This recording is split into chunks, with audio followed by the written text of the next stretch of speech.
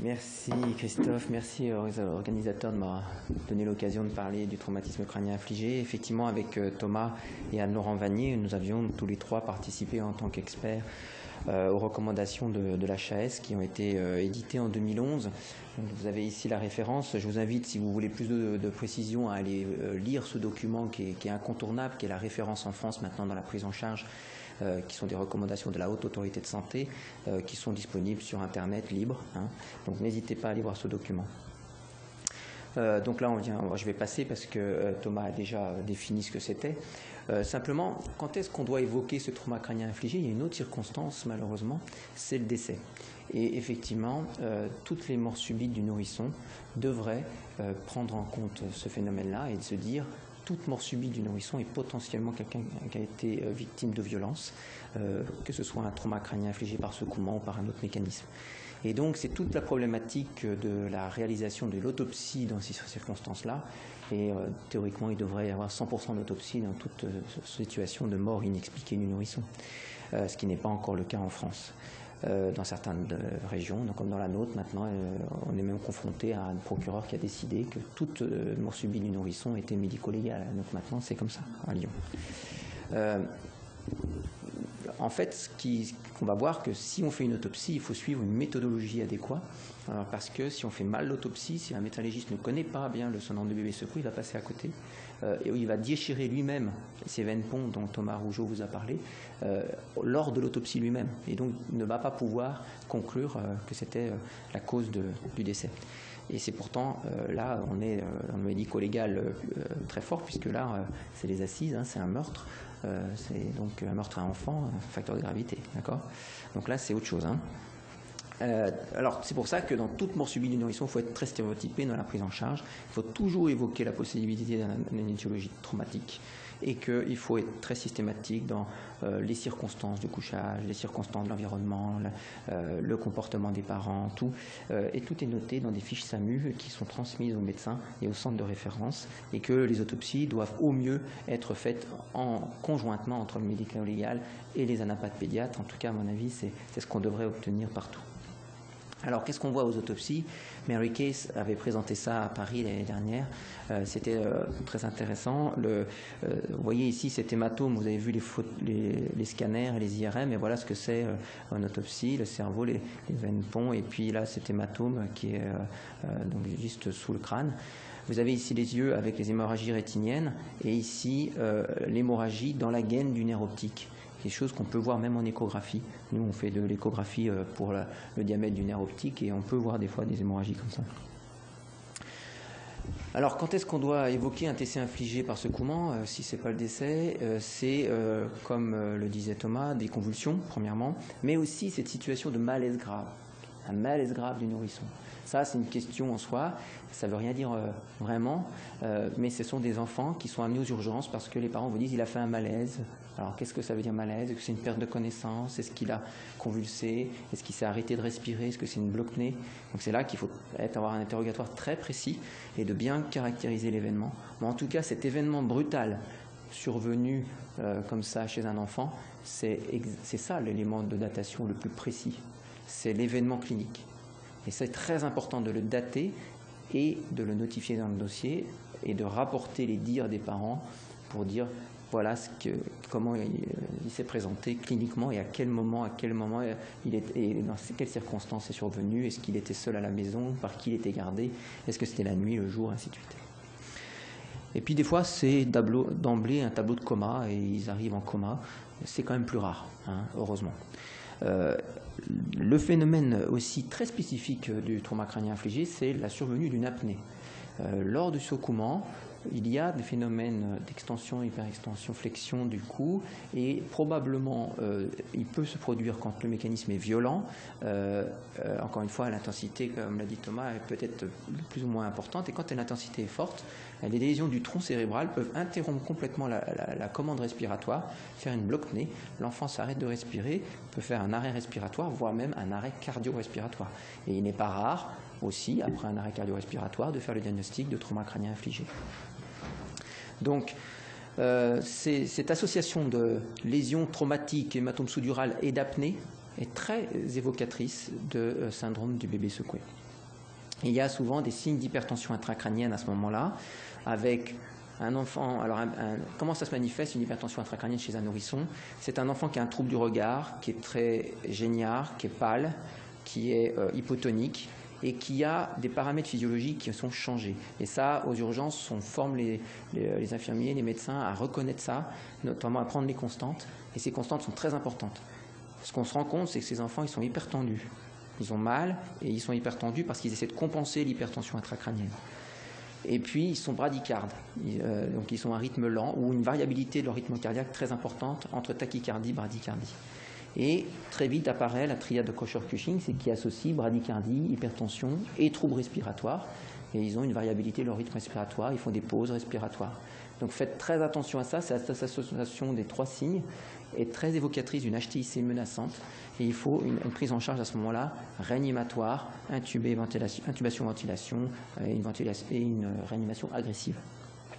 Et ils ont une fontanelle bombée avec un périmètre crânien qui va grossir.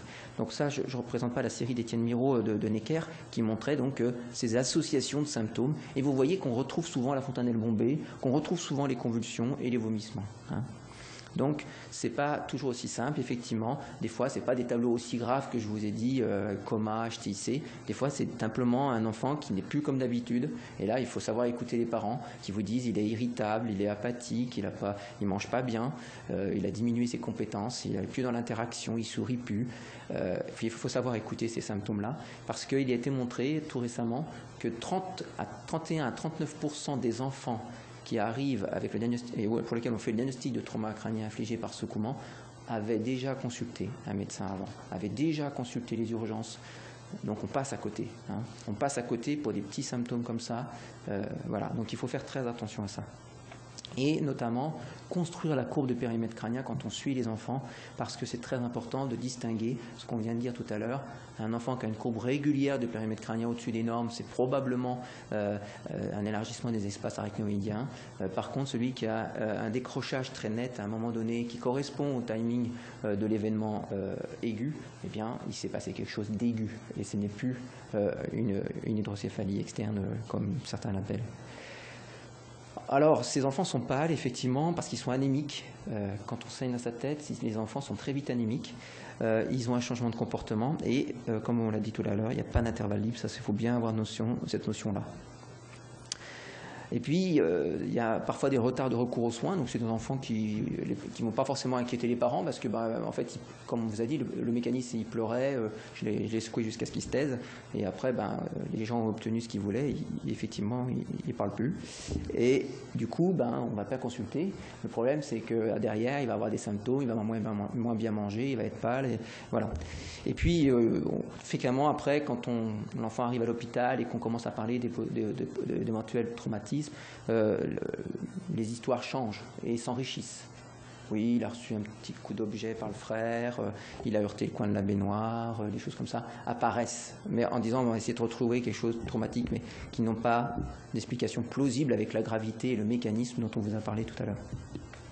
La cause principale, je vous ai dit, on sait qu'il y a un parallélisme très criant entre les pleurs, c'est le cas de le dire, et l'hématome sodurale. Il y a un décalage de 2 semaines sur les courbes de fréquence.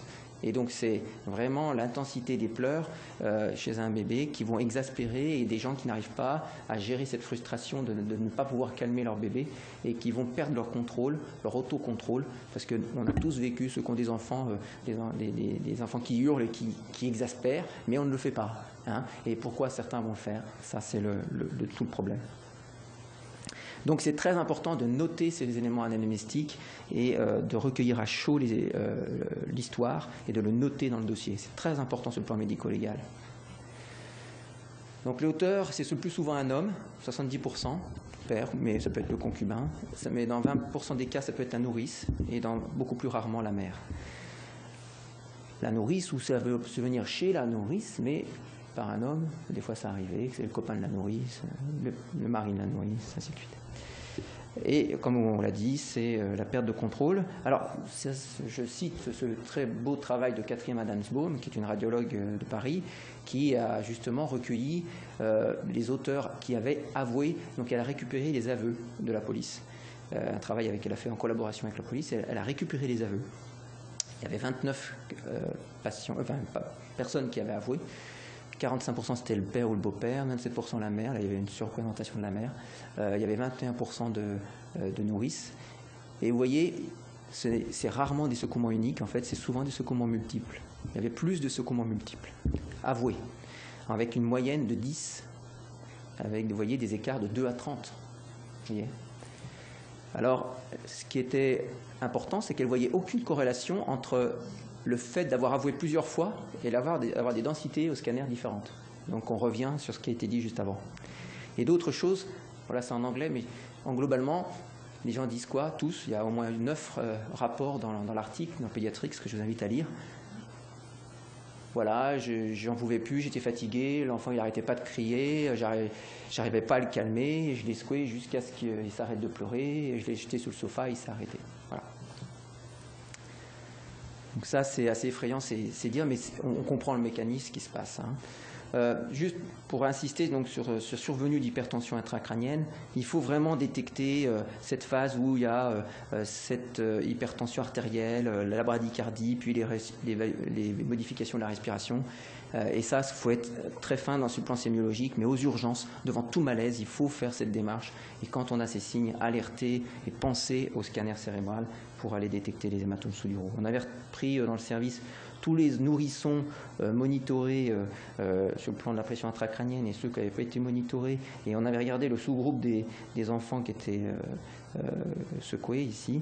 Ce qui était intéressant dans cet article, c'est qu'on montrait qu'il y avait 80% d'enfants qui avaient une hypertension intracrânienne dans le groupe monitoré. Donc c'est-à-dire quand on les monitore au niveau de la pression intracrânienne, on ne se trompe pas chez les nourrissons.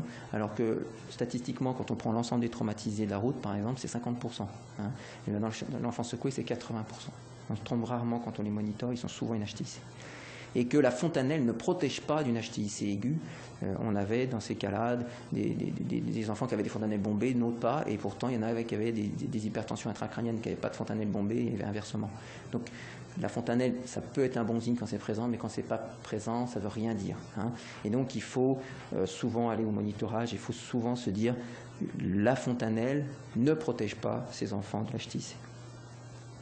Donc on a vu, ça donne des hématomes sous-duraux qui sont typiquement plurifocaux, bilatéraux, qui recouvrent la convexité, et puis qui s'accumulent par sédimentation, et puis qui donnent souvent un œdème cérébral associé. Enfin, ce n'est pas les hématomes sous-duraux qui donnent l'œdème cérébral, mais il y a souvent un œdème cérébral associé parce qu'il y a eu cet arrêt respiratoire, qu'il y a eu une hypoxie, et cet œdème cérébral, parfois, il est majeur, et vous avez un cerveau qui a gonflé complètement, et du coup, on voit à peine les hématomes parce qu'ils sont refoulés, parce que le cerveau gonfle. Et ça, c'est dramatique. Ceux-là, ils vont évoluer vers un état, soit ils vont mourir, soit ils vont évoluer vers un état végétatif ou des états de mal convulsifs dramatiques avec des séquelles lourdes majeures. Donc ça, c'est toute la gravité et je dirais la spécificité du trauma crânien infligé, c'est ces lésions ischémiques hypoxiques associées. Et puis en plus, comme ils ont une hypertension intracrânienne, parfois par l'hématome, ils vont aggraver ces lésions hypoxiques par défaut de perfusion cérébrale. Et puis, il peut y avoir des lésions médulaires. Comme vous avez vu la cinétique, vous avez vu aussi le film, il y a cette hyperflexion, hyperextension du cou. Si le mécanisme est violent, en IRM rachidienne et médulaire, on va avoir des lésions. Il y a au moins 3 articles bien faits qui montrent une incidence des lésions qui n'est pas négligeable. Vous voyez ici, par exemple, des lésions au niveau du ligament, au niveau des ligaments interspinaux, et puis des lésions aussi au niveau des tissus mous. On peut voir aussi une hémorragie sous-durale, finalement, le long de la colonne, le long de la moelle. Donc tout ça, ça peut se voir et ça va signer des lésions associées et le mécanisme probablement de secouement. Et puis il y a des fréquentes lésions anoxo-ischémiques. Là, c'est encore des données autopsiques, mais très bien faites, avec 50 enfants qui ont été autopsiés, qui étaient des bébés secoués, prouvés, soit par des aveux, soit par des enquêtes poussées, tout concordant. Enfin, ils ont vraiment fait un gros travail de sélection des cas. Ils les ont appariés à des cas de mort subite du nourrisson pour voir quelle était la spécificité. Et la spécificité, c'est des lésions du tronc cérébral par rapport aux morts subites du nourrisson qui meurent par étouffement. Eh bien, ils ont des lésions de la substance là qui commande la respiration. C'est très intéressant au niveau autopsie qu'ils voient ça. Donc ça montre bien le mécanisme dont je vous parlais tout à l'heure d'apnée par atteinte de ces structures-là. Et puis l'autre lésion élémentaire, c'est les lésions oculaires, on en a parlé, et c'est très évocateur si c'est diffus. Plus il y en a, je crois qu'il y a eu un score qui a été même établi, les Américains là, viennent de publier, quand il y en a plus de 25, ils sont sûrs que c'est des enfants secoués. Ils n'ont jamais rencontré de cas similaires avec d'autres étiologies différentielles. Ça, c'est très important. Mais pour ça, il faut que ce soit fait dans les 48-72 heures. Il faut se battre pour que l'ophtalmo vienne voir vos enfants. Donc ça, on a déjà vu des photos, mais ce qui est intéressant aussi, c'est quand vous n'arrivez pas à avoir d'ophtalmo, certains pays se sont équipés de RET scan. Vous faites une photo de la rétine dilatée, vous envoyez ça à l'ophtalmo et lui, il interprète. Alors, les autres causes, il y a les traumas crâniens par accident de la circulation, quand il y a une forte cinétique avec phénomène de cisaillement et de phénomène de composante rotatoire, il peut y avoir des hématomes sous-duraux, effectivement, on en voit, mais bon là, les circonstances sont évidentes. Hein. Les chutes, alors c'est exceptionnel et c'est même quasiment jamais rapporté chez des petites 5 mois. Ce qui a été rapporté, c'est des nourrissons un peu plus grands, au-dessus d'1 an, et souvent unilatérales, du côté où il y a eu chute, et il y a un mécanisme qui est rapporté par les parents, donc c'est des circonstances bien précises. Les manœuvres de réanimation, eh bien non, ça c'était une croyance aussi, hein, on va voir que ces croyances sont encore bien ancrées. Non, nous ne faisons pas d'hématomes sous-duraux quand nous réanimons nos enfants, nous ne faisons pas d'hémorragie rétinienne. Je vous rassure tous, quand vous massez, vous ne faites pas d'hémorragie rétinienne. Si vous en faites, c'est uniquement chez les enfants qui sont malades d'hématologie, qui ont un sepsis grave, qui sont en CIVD majeur. Là, vous pouvez éventuellement en faire, mais bon. C'est pas peut-être vous, c'est peut-être qu'ils les avaient avant. Voilà. En tout cas, ça, il y a des études, notamment Agrawal, dans Pediatrics 2012, une équipe de Londres, qui a screené tous les malades de réa pendant 6 mois et qui a fait des fonds d'œil à tout le monde. Et ceux qui avaient été réanimés, ceux qui avaient la coqueluche, qui toussaient comme des fous, ils n'ont pas d'hémorragie rétinienne, ils n'ont pas, d'accord, hein, donc ils n'ont pas ces lésions-là. Par contre, méningite, on a vu tout à l'heure, déshydratation grave, bien sûr, toute situation d'hypotension du LCR peut faire tirer un peu sur ces espaces et peut faire une collection. Alors, les autres lésions associées, on a vu, donc je vais passer vite. Le bilan complet, je rajouterais vraiment de bien noter l'anamnèse dans le dossier clinique, de bien noter les antécédents, les consultations médicales ultérieures, et notamment les consultations pour pleurs, c'est très important. La courbe de périmètre crânien, qui a une valeur même médico-légale, je pense, et bien sûr l'examen complet, les photos, la bilan de coagulation complet, rechercher des lésions traumatiques associées et donc ne pas se contenter même os et cutané, regarder quand même peut-être aussi au niveau abdominal des fois, et donc doser des enzymes hépatiques, pancréatiques. On a déjà découvert des choses assez dramatiques comme ça. Éliminer l'acidurie glutarique en faisant une chromatographie des acides acides organiques urinaires, le cuivre pour la maladie de Menkes. Et puis le reste, on fait ce qu'on a déjà dit. Je vous disais que les croyances ont la vie dure. Ça, c'est une étude très intéressante à laquelle Anne-Laurent Vanier, je crois, avait participé, qui a été faite dans la région de Toulouse, il me semble. Ils avaient interrogé des médecins, des sages-femmes, des puéricultrices, et ils avaient posé la question, est-ce que les lésions qu'on observe dans le syndrome du bébé secoué, hématome sous-dural, hémorragie rétinienne, peuvent se voir avec un jeu avec la fratrie, avec une chute de la table allongée, après une claque ou une fessée, ou après des tentatives de réa, ou après un secouement violent. Et vous voyez, il y a quand même 39% des personnes interrogées qui pensent qu'une claque ou une fessée peut donner ces lésions-là, 40% qu'un jeu avec un frère peut traîner ces lésions-là, et presque 70% des gens qui pensent que les réanimateurs font des lésions de ce type-là. Donc c'est quand même inquiétant. Il y avait des médecins et des puéricultrices et tout le monde, enfin des gens de santé qui... Voilà, donc clairement dans cette recommandation de l'HAS, on voit qu'elle a un intérêt pour essayer de vous expliquer justement que c'est pas possible. Pour avoir des lésions comme ça, il faut un mécanisme violent de secouement. Les chutes, j'aime bien cette étude qui a été publiée par Chadwick. Quand les enfants chutent de 1 mètre, c'est à 7% de mortalité. Quand c'est 1 à 3 mètres, 0. Quand c'est 3 à 12 mètres, 0,8%. Comment on explique ça? Eh bien, c'est que dans les chutes de moins d'1 mètre, c'était des enfants secoués. D'accord? Donc méfiez-vous quand on vous dit, bah voilà, les moins d'un mètre, il est tombé. Pas forcément qu'il est tombé, c'est que voilà. Autre étude très intéressante, ils ont interrogé des chutes. Hein. Donc les parents arrivent en disant, voilà, il est tombé. Et puis quand le témoin était un proche, 34% de TC grave, 3,8% de mortalité. Quand le témoin était neutre, aucun trauma crânien grave, un décès. Chute de 21 mètres. Vous pouvez mourir. Voilà. Donc ne pas se fier non plus aux témoins qui sont liés à la famille ou qui sont de la famille. Voilà. C'est des traumas, probablement des maltraitances cachées. Hein. Faire très attention à ça. Donc la datation, on en a parlé, je vais passer. Le mécanisme, tu as bien détaillé. Donc juste insister sur cette apnée réflexe et qui entraîne des lésions anoxiques et qui pose des questions derrière de séquelles très lourdes.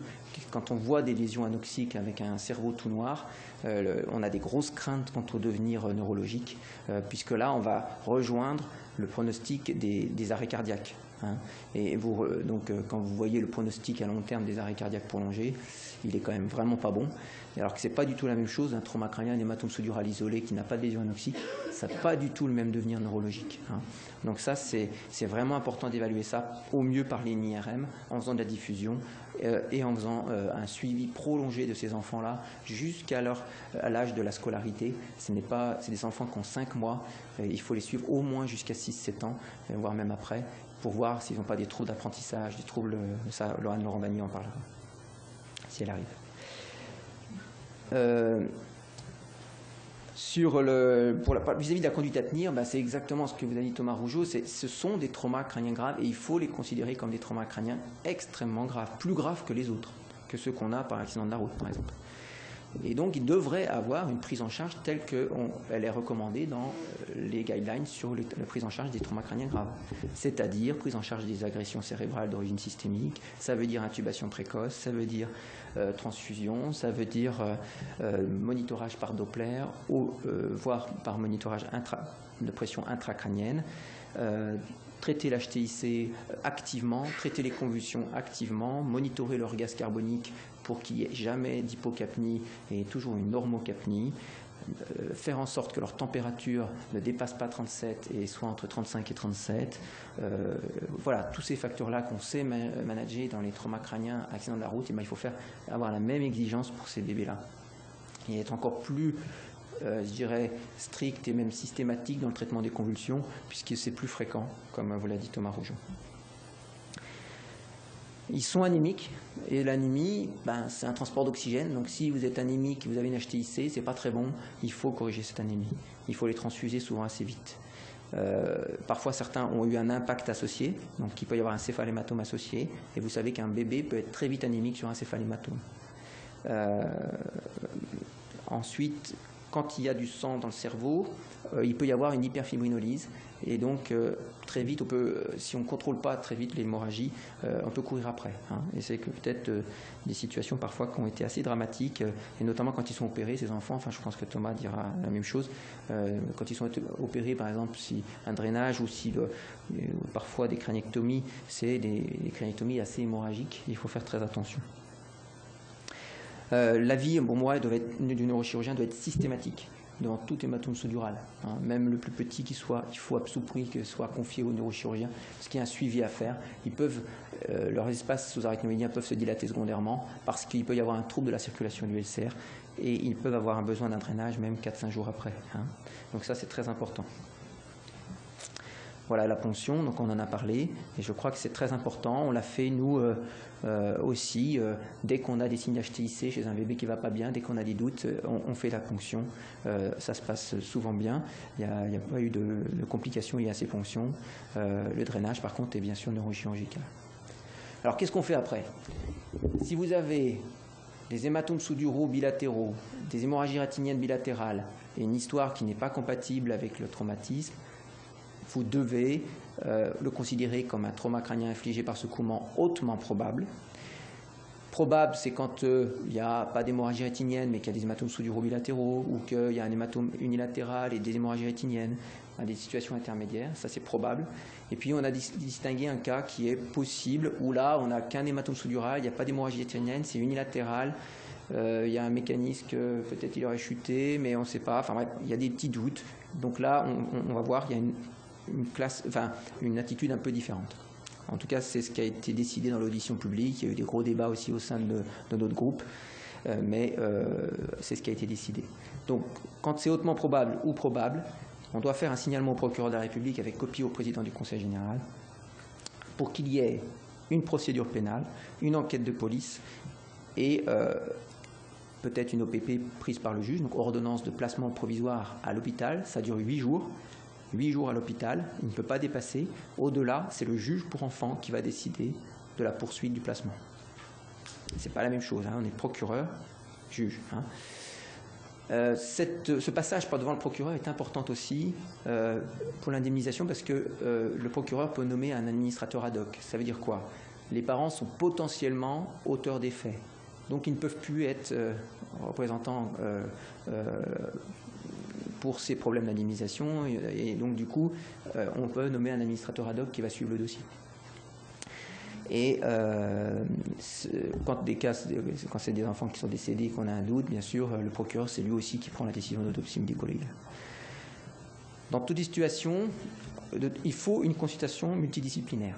Même si on a fait un signalement dans l'urgence, je répondrai à votre question justement, il faut de toute façon que derrière il y ait une consultation multidisciplinaire, c'est-à-dire que ce n'est pas un réanimateur tout seul dans son coin qui va dire « moi je signale au procureur ». Il y a toujours un minimum de concertation avec au moins un radiologue, un neurochirurgien, un réanimateur, voire même un deuxième réanimateur qui ne connaît pas l'histoire, qui pourrait participer à la décision pour qu'on puisse prendre la décision de signaler en urgence. Pourquoi il y aurait un intérêt à signaler en urgence? On sait que la seule manière de faire la preuve sur le plan judiciaire, c'est d'obtenir des aveux. Or, les aveux sont plus souvent obtenus si les parents sont entendus vite. Et ça, les policiers nous l'ont bien dit lors de la commission d'audition, puisqu'il y avait des policiers dans le groupe d'experts. Et ils nous disent des fois ça traîne, le signalement arrive trop tard, les gens ont construit tout un mécanisme de défense, voilà. Alors que si on arrive à chaud, c'est pas la même chose. Le problème, c'est que nous, on a besoin quand même d'avoir une certitude diagnostique et ne pas se tromper. Hein, ça serait dramatique de se tromper. Il faut quand même éliminer les trous de coag, éliminer une maladie métabolique évidente, avoir des hématomes sous-duraux typiques, des hémorragies rétiniennes typiques. Donc il faut un certain temps quand même de confirmation. Il est tout à fait possible de faire un signalement en 2 temps, urgent, puis confirmé par une consultation multidisciplinaire impliquant les services sociaux et les assistantes sociales qui va faire l'enquête sociale. Et cette partie sociale est très importante, et c'est pour ça qu'il faut faire aussi une copie au président du Conseil général, qui lui va mettre en œuvre tous les systèmes de protection de l'enfance et d'accompagnement de la famille. Imaginons d'autres frères et sœurs, imaginons que ce soit chez la nourrice, qu'est-ce qu'on va faire de la nourrice? Est-ce qu'on suspend son agrément le temps de l'enquête? Voilà. Si le président du Conseil général n'est pas alerté, personne ne s'occupe de ça. D'accord? Donc c'est très important. L'autre méthode, c'est l'information préoccupante. Hein. On peut faire signalement au procureur ou information préoccupante. L'information préoccupante, elle va où? Elle va à la cellule de recueil des informations préoccupantes qui est du Conseil général. Et eux, ils peuvent renvoyer au procureur s'ils jugent que c'est suffisamment grave, mais ils n'ont pas de mission de faire des enquêtes judiciaires, d'interroger les familles, ainsi de suite. Ils vont interroger les services sociaux, savoir s'il y a eu des soucis avec les familles, savoir s'il y avait des difficultés financières, sociales, ainsi de suite, qui avaient été identifiées dans la famille. Et ce qui est très important dans cette situation-là, c'est qu'il faut l'assentiment et la coopération de la famille. Hein, pour avoir une démarche d'assistance sur le plan social, il faut une adhésion de la famille. Alors, comme je vous l'ai dit, si gravité immédiate et forte suspicion, minimum de collégialité, jamais ne décider seul et signaler en urgence, si on a des situations même des fois de parents, ça peut arriver, mais c'est plutôt pas les traumas crâniens par secouement, mais plutôt les traumas crâniens je dirais les maltraitances par choc direct et ainsi de suite. Là, des fois, on peut avoir des gens vraiment un peu dangereux. Donc, demander une ordonnance de placement provisoire. Et on fait un complément de signalement secondaire. Et il faut toujours informer les parents de ce qu'on fait, pourquoi on le fait, pourquoi on signale, pourquoi, qu'est-ce que ça va avoir comme conséquence pour eux. En tout cas, moi, je leur dis tout. Je leur dis, vous allez être entendu par les polices, je ne sais pas dans quel délai, ce n'est pas moi qui décide, c'est le procureur qui va le décider, l'enquête judiciaire, mais vous serez entendu, ça va être une période difficile, on pourra vous aider pendant cette période-là. Il faut leur donner les moyens d'être aidés dans cette période-là. C'est une épreuve pour eux, pour toute la famille, pour tout l'entourage. C'est extrêmement dur à vivre. Quoi qu'il soit arrivé, on ne sait pas qui c'est. Donc de toute façon, il faut proposer une aide et un soutien à ces familles. Voilà, j'en ai terminé.